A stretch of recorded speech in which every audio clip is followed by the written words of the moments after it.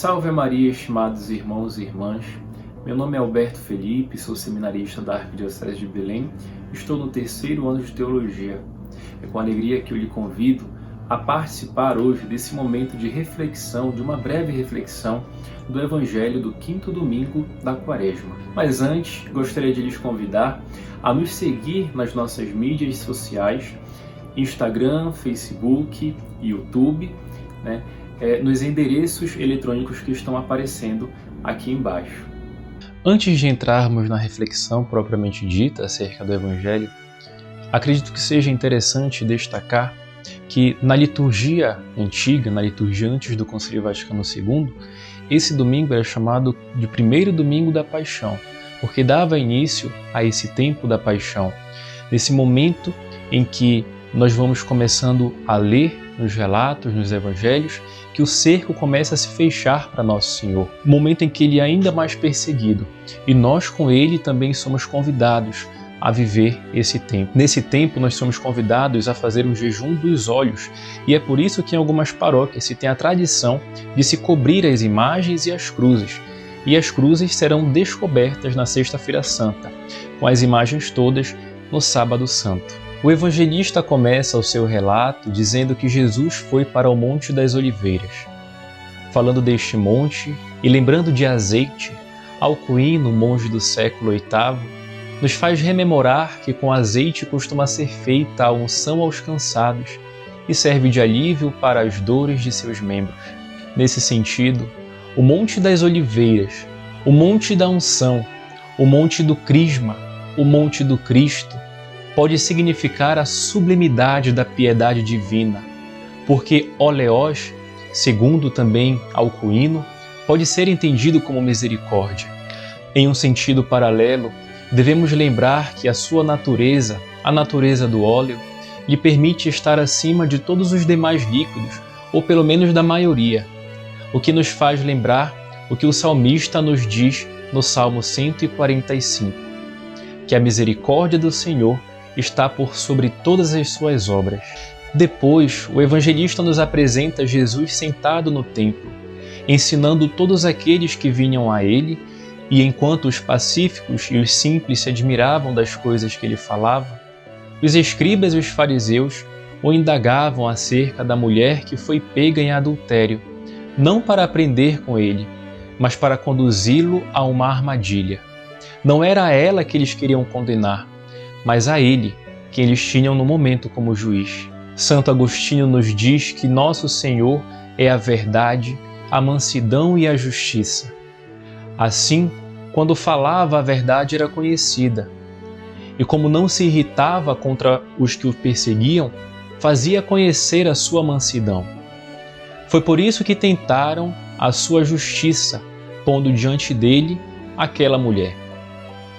Como a lei não podia invocar o que não era justo, invocam a lei dizendo que Moisés na lei mandou apedrejar tais mulheres. E aí o indagam depois dizendo: "E tu, que dizes?" Posteriormente Jesus se inclina e começa a escrever com seu dedo na terra, como quem dissesse que os nomes daqueles homens, por cumprirem a lei somente pela lei e não pela caridade, estavam escritos somente na terra e não no céu. Do mesmo modo, ele, que era a palavra, tocava o chão desejando que a sua lei desse frutos em uma terra fértil, de modo contrário à antiga lei, que talvez não tivesse produzido os frutos esperados em uma pedra que era estéril. E essa terra e essa pedra são associados ao coração dos homens. Escrevendo na terra, o Senhor faz lembrar que foi Ele quem escreveu na pedra anteriormente, quando os 10 mandamentos foram entregues a Moisés. E aqui temos uma característica muito particular do Evangelho segundo São João, que em outras passagens mostra Jesus como aquele que é, fazendo uma ligação com o Deus que se apresenta como o Eu Sou no Antigo Testamento. Como podemos observar no fim deste capítulo 8º que começamos a ler hoje, na ocasião em que Jesus afirma que antes que Abraão fosse feito, eu sou. Ora, se Jesus dissesse para a mulher não ser apedrejada, automaticamente ele estaria se declarando contra a lei. E muito provavelmente ele mesmo seria apedrejado naquele momento.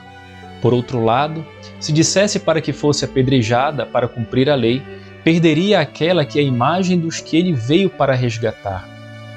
Sendo ele a sabedoria eterna, constrange aqueles que o acusavam, fazendo-lhes pensar nos próprios pecados. Por isso diz: quem não tiver pecado, que atire a primeira pedra. Santo Agostinho nos diz: cumpra-se a lei, mas não por meio de seus transgressores. Assim devemos compreender, meus irmãos, que a lei deve ser cumprida no Senhor, pela caridade. Um a um foram saindo, começando pelos mais velhos, porque estes, pela experiência, eram capazes de perceber suas faltas mais claramente. Tendo-se retirado todos, ficou apenas a miséria e a misericórdia. E a misericórdia, olhando para a miséria, pergunta: mulher, ninguém te condenou? Ao passo que ela responde: ninguém, Senhor. E a misericórdia replica: nem eu te condeno. Talvez houvesse e haja até os dias de hoje quem pense que o Senhor a incentivasse a viver como queria. Todavia o Senhor conclui: vai e não peques mais. A doçura da bondade do Senhor, que nos permite experimentar a sua misericórdia, nos convida a viver de modo diferente, em um constante movimento de conversão. Eis porque o profeta Isaías nos exorta na primeira leitura de hoje: não lembreis coisas passadas, não olheis para fatos antigos.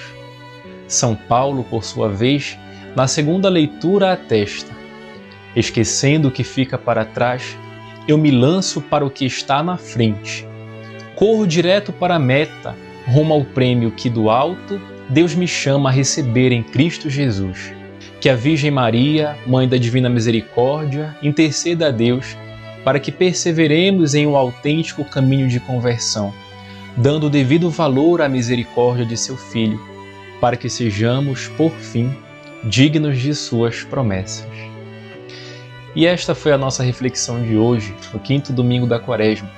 Agradecemos muitíssimo a sua audiência e pedimos mais uma vez que nos acompanhe nas nossas mídias sociais.